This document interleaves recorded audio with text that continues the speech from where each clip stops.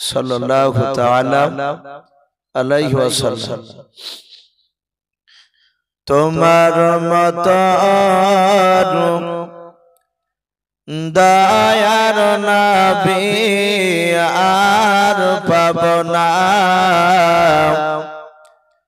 তোমার মতন দয়ার রাসূল আর হবে না।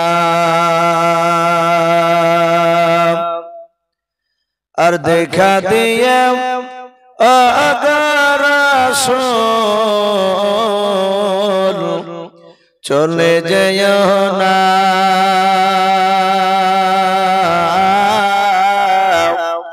তোমার মতন দয়ার রাসূল আর হবে না,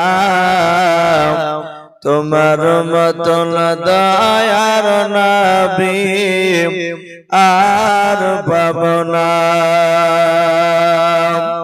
তোমার আশিক দরুদ পড়ি,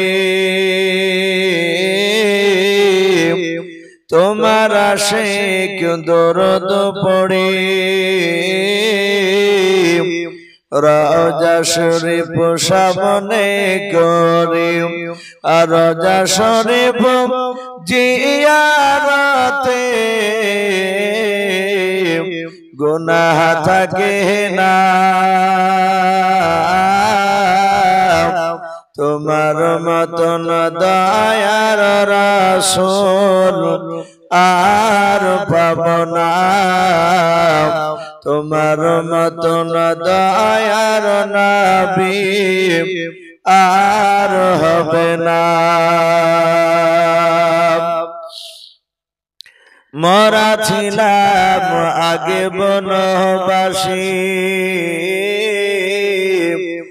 আজ হয়েছে মদিনাবাসী, আর দাগ বুকে সান্ত্বনা,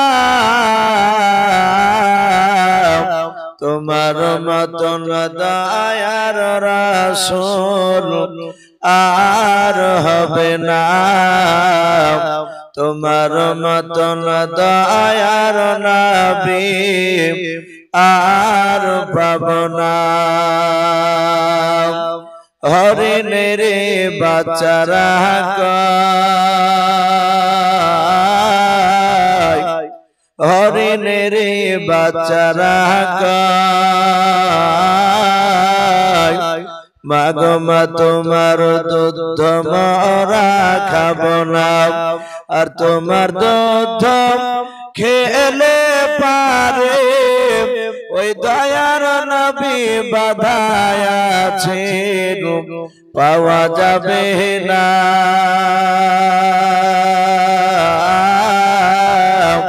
তোমার মতন দয়ার রাসূল আর হবে না, তোমার মতন দয়ার নবী আর পাব না।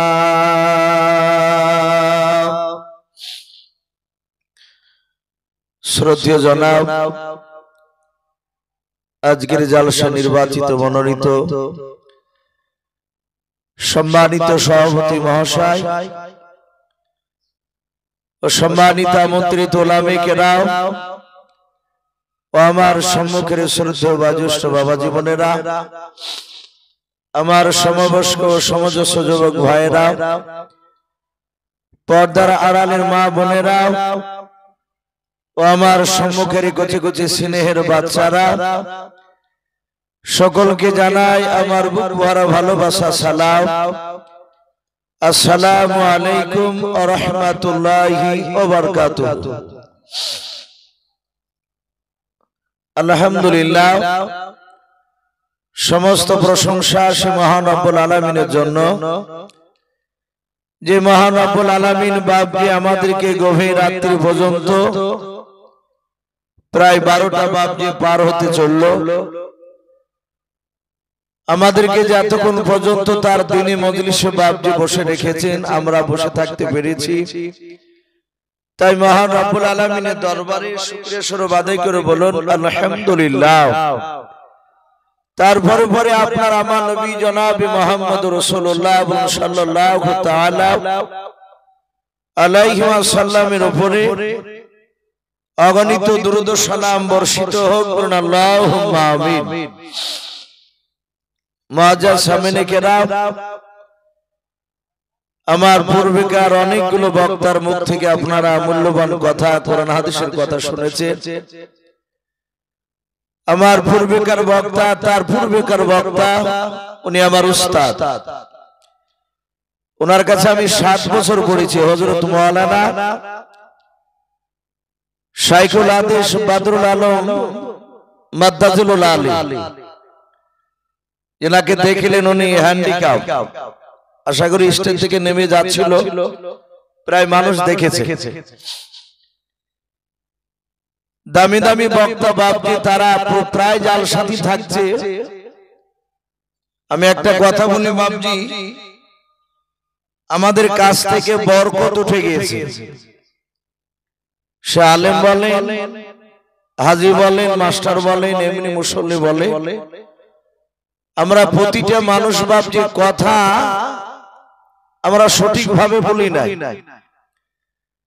প্রায় মানুষ বাপজি আমরা অপর লেভেল ভালো হয়েছে, ভিতর কিন্তু বাপজি আমাদের ভালো নেই। শুধু আপনাদের এই জালসা নয়, প্রায় জালসাতে বাপ দাওয়াত দেওয়ার সময় বলে হুজুর অসুবিধা নাই, ঠিক টাইমে আপনাকে রাত 12টার ওদিকে তুলব না। জালসা যেদিন হবে তার আগা দিনও বাপজি একই কথা, হুজুর অসুবিধা নাই, 2-3টে মৌলানা আপনার পরও থাকবে। সকলে ঢোকে, ঢোকার পরে বাপজি শুধু ব্যাঘাত করতে হয়, ভাই দেন। তো লাস্টে বলো ভাই আমাদের কিছু করার নেই। কথা এখানেও বাপজি 2 নম্বরে চলছে, এই জন্য তো বরকত হারিয়ে যাচ্ছে। এত দোয়া করছে, আমাদের দোয়া কবুল হবে না কেন? আমরা সঠিক জায়গায় নাই ভাই। তো যাই হোক, আমার পূর্বেকার বক্তার মুখ থেকে সংক্ষেপে কিছু কথা শুনেছে। উনি একজন বুজুর্গ উলামা দেওবন্দের মধ্যে, ওনার মাদ্রাসা নদিয়া জেলায় খুশবাগ মাদ্রাসা, বিরাট মাদ্রাসা। ওখানে আমাকে উনি ওনার মাদ্রাসায় দোয়া করার জন্য বাপজি আমাকে নিয়ে গিয়েছিলেন, এই পীর সাহেবের দাওয়াত করে। তো যাই হোক, ওনার কথা শুনলে আমার পরে বাপজি আরো বক্তা রয়েছে। আমার রাজাক ভাই তো একদম অলরেডি দাঁড়িয়ে ছিল আসার লিখে। আমি